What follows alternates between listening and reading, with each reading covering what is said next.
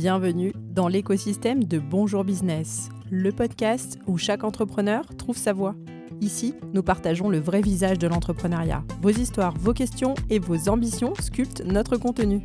Ce n'est pas juste un podcast, c'est une conversation, un échange d'expériences et de conseils pratiques à retrouver chaque matin pour performer dans votre business. Je suis Julie Stagnetto, votre hôte, et fière de co-créer ce podcast avec vous, les auditeurs. Installez-vous confortablement, le podcast dans vos oreilles, et c'est parti. Pour fêter le lancement de ce nouveau podcast et vous remercier pour votre écoute, nous vous offrons à vous qui nous laissez une review dans Spotify ou dans Apple Podcasts l'accès à notre espace Notion que vous pourrez dupliquer pour optimiser votre stratégie de communication digitale. Alors laissez-nous une review, on n'a pas fini de vous gâter. Bonjour à tous, soyez les bienvenus dans notre dernier épisode, épisode 5. Êtes-vous prêts à faire le grand saut ? Alors pour ça, je vous propose un plan d'action en 5 étapes. Première étape, faites une phase d'auto-évaluation. Soyez honnête avec vous-même. Êtes-vous prêt à embrasser toutes les incertitudes qu'il y a autour du lancement d'un projet entrepreneurial ?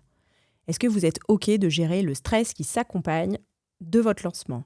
Est-ce que les proches autour de vous, la personne avec qui vous vivez par exemple, ou votre famille, est-elle OK avec le lancement de ce projet qui, nécessairement, va générer des émotions assez fortes chez vous ?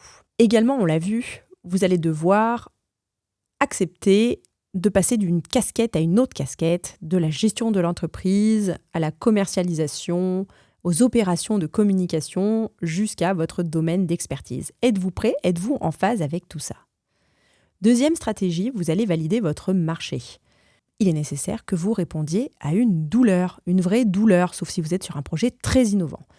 Mais sinon, il va falloir que vous épingliez de manière très précise là où vous allez vous positionner. Alors pour ça, bien sûr, il y a l'étude de marché. Bon, voilà. Et puis, pour vous donner un tips un petit peu plus sexy, je vous propose d'aller éplucher les avis de vos confrères et concurrents et de regarder un petit peu là où il y a des points d'insatisfaction de leurs clients, là où il y a des éléments sur lesquels vous pourriez vous positionner. Voilà. S'il y a un besoin qui n'est pas satisfait ou qui est mal satisfait, eh bien, c'est peut-être une opportunité pour vous. Également, vous pouvez sonder votre entourage. Ça, c'est très, très performant. Je vous invite à le faire en réel, ne pas envoyer un sondage parce que personne n'y répond jamais. Et puis, également, le top du top, c'est si vous pouvez sortir un MVP, ce qu'on appelle donc un tout petit produit, la version ultra minimaliste de votre produit ou de votre service pour pouvoir le tester et recueillir des feedbacks. C'est surpuissant, ça demande d'être un petit peu plus avancé. Troisième stratégie, la préparation financière, on l'a vu, prévoyez un fonds d'urgence au cas où ça ne décolle pas tout de suite, au cas où vous ayez des mois creux. Bref, rassurez-vous, tranquillisez-vous avec un fonds d'urgence financier pour les mois les plus creux. Quatrième stratégie, construisez votre réseau. Même si vous êtes encore salarié, rendez-vous dans des conférences, dans des réseaux professionnels. Faites votre place dans ce nouvel écosystème, faites-vous connaître et parlez de votre projet. Cinquième stratégie. Vérifiez que vous avez les compétences nécessaires à la gestion de votre entreprise. Alors là, je ne parle pas seulement de votre expertise, non, bien sûr, parce que ça, normalement, c'est OK. Je veux plutôt parler de tout ce qu'il y a autour de la gestion de votre entreprise. Donc, bien, je ne sais pas, moi, la comptabilité. Est-ce que vous savez ce que c'est qu'un bilan ? Bon, non, peut-être commencer par là. La TVA, ça vous parle ? Oui, non, bon. Et puis, tout ce qui est autour aussi de la prospection, de la communication, du marketing, tout ce qui va vous permettre, en fin de compte, de vendre. Listez les compétences que vous devriez avoir pour développer votre entreprise, donc soit compétences à acquérir, soit à renforcer. Et puis, voyez comment vous pouvez trouver des ressources. Donc, sur Internet, avec des cours en ligne ou des formations. Si vous avez des organismes de formation à côté de chez vous, allez les rencontrer. Dernier conseil, je vous invite à regagner des réseaux d'entrepreneurs en indiquant que vous êtes créateur d'entreprise pour vous faire une petite place dans cet écosystème des entrepreneurs et voir un petit peu comment vous vous sentez.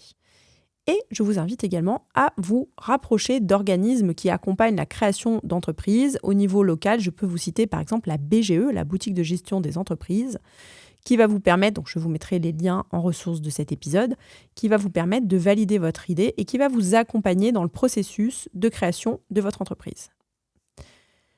Voilà, alors faire le saut de salarié à entrepreneur, c'est excitant et c'est tout à la fois un petit peu intimidant. Nous espérons, puisque les 30 co-créateurs se joignent à moi, que cette série vous a fourni des insights et des actions concrètes pour vous aider sur votre chemin vers l'entrepreneuriat. N'hésitez pas à revenir sur ces épisodes au fur et à mesure que vous avancez dans votre voyage. Bien sûr, taguez #bonjourbusiness. L'idée de ce podcast est de créer un écosystème et que l'on puisse s'envoyer de la force les uns les autres. Donc, taguez #bonjourbusiness. Et surtout, d'ici là, prenez les mesures nécessaires pour réaliser vos rêves. Je vous remercie de votre écoute. Voici mes 5 meilleurs conseils pour vous reconvertir dans l'entrepreneuriat. Faire le deuil de votre passé professionnel et tirer les leçons et les avantages de tout ce que vous possédez comme compétences, qualités et atouts pour devenir entrepreneur. Travaillez ensuite sur vous, sur tout ce qui vous a insatisfait auparavant au niveau professionnel. Faites-vous accompagner et construisez un projet. Entourez-vous de personnes qui ont déjà réussi et développez toutes les compétences liées à la confiance en soi. Je pense qu'il faut vraiment se poser la question: pourquoi je me lance dans l'entrepreneuriat? Qu'est-ce qui m'attire dans l'entrepreneuriat? Se poser vraiment les vraies questions et avoir des réponses pertinentes et pas juste pour dire parce que j'ai envie d'être libre, parce que j'ai envie d'être dispo pour mes enfants, par exemple, parce que l'entrepreneuriat quand même engendre d'autres contraintes.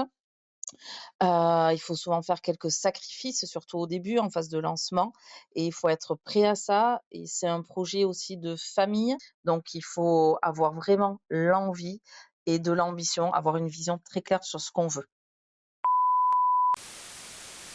Si j'avais un conseil à apporter, à donner en tout cas à un futur entrepreneur, ce serait de s'entourer et de partager ses idées avec des personnes positives.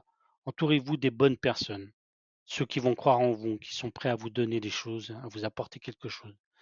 A contrario, fuyez les pessimistes, toutes ces personnes qui ne vous apportent rien. Le pas, il vient de toi, de ton toi intérieur. Il faut vraiment que ça soit une envie intense. Souvent, certaines choses provoquent le changement.